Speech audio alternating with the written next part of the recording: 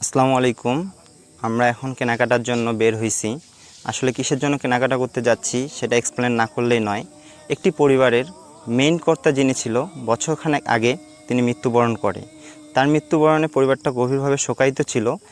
Even তখন থেকে তারা বিপদে ছিল, কিন্তু তার কাছে বলতেও পারে না বা সইতেও পারে না। দ্বিতীয় কর্তা তিনি চালাই যাচ্ছিল তাদের পরিবারটাকে, কিন্তু গত 2 দিন আগে সেই দ্বিতীয় কর্তা মৃত্যুবরণ করায় পরিবারটা খুবই বিপজ্জনক অবস্থায় আছে। সেটা বুঝতে পেরে আমাদের পক্ষ থেকে আমরা কিছু উপহার সামগ্রী তাদের জন্য কিনতে আসলাম। তো আমাদের উপহার সামগ্রীর লিস্ট করা ছিল, সেগুলা অনুযায়ী ফিরোজ সাহেব বলতেছে, দোকানদার সেগুলো দিচ্ছে এক এক করে। লবণ দিল, এরপরে তেল, সাবান, বিস্কিট, যত কিছু আছে সব কিছু আমরা কেনার চেষ্টা করতেছি আমাদের সামর্থ্য অনুযায়ী। আমাদের টিমের পক্ষ থেকে তাদের পরিবারের যেন কয়েক মাস চলতে পারে, পরবর্তীতে যদি কিছু লাগে সেটা আমরা পরবর্তী হিসাব করব ইনশাল্লাহ। আপাতত দ্বিতীয় কর্তার মৃত্যুতে তারা গভীরভাবে শোকায়িত।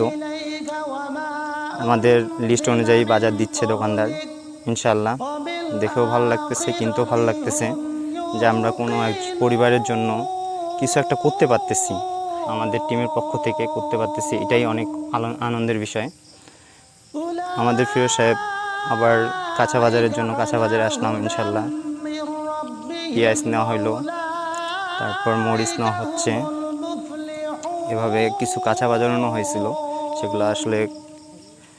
তারপর হচ্ছে তেল নিলাম, বাসায় আসলাম। এখন বাসায় এসে দেখতেছি চাল ডাল সব ঠিকঠাক আছে কিনা, আরও কিছু লাগবে কিনা, যাতে তারা কয়েক মাস চলতে পারে। ইনশাআল্লাহ সব কিছু ঠিক আছে। চাল ছিল 2 বস্তা। আমাদের টিম মেম্বাররা হাতে হাত লাগিয়ে কাজ করতেছে তাদের পরিবারে কিছু উপহার সামগ্রী পৌঁছায় দেওয়ার জন্য। ইনশাআল্লাহ আমরা অটোতে উঠলাম, এখন সবাই মিলে যাচ্ছি সেই পরিবারটার কাছে।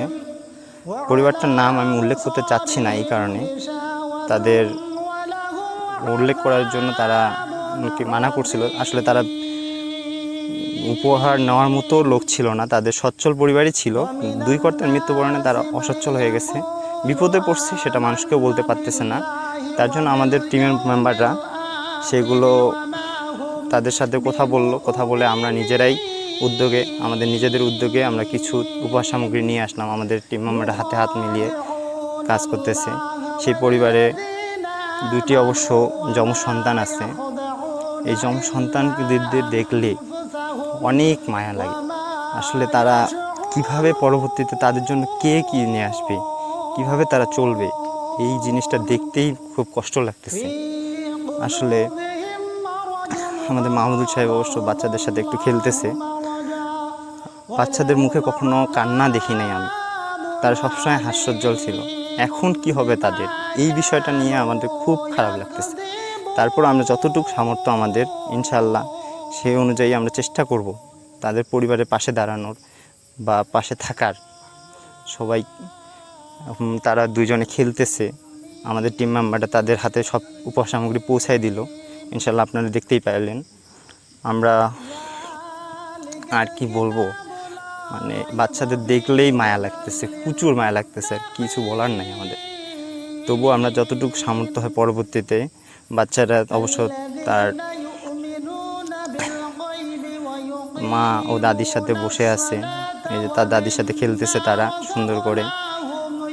আসলে খুব ভালো লাগতেছে, আবার খুব কান্নাও বের হচ্ছে যে আসলে কি হবে বাচ্চাদের ভবিষ্যৎ।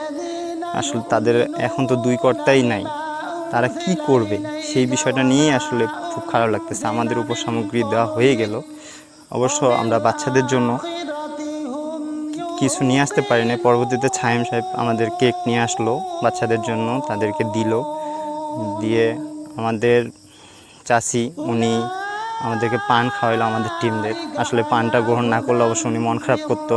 ইনশাআল্লাহ আমরা পানটা খাইলাম সবাই।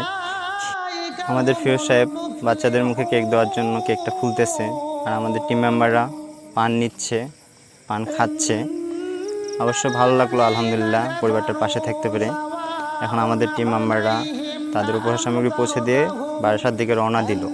আপনাদের যদি আমাদের ভিডিওটা ভালো লাগে অবশ্যই সাবস্ক্রাইব করবেন এবং কমেন্টে আপনাদের মূল্যবান মতামত জানাবেন। ইনশাআল্লাহ পরবর্তীতে যেন আমরা এইরকম উদ্যোগ নিয়ে ভালো কাজ করতে পারি।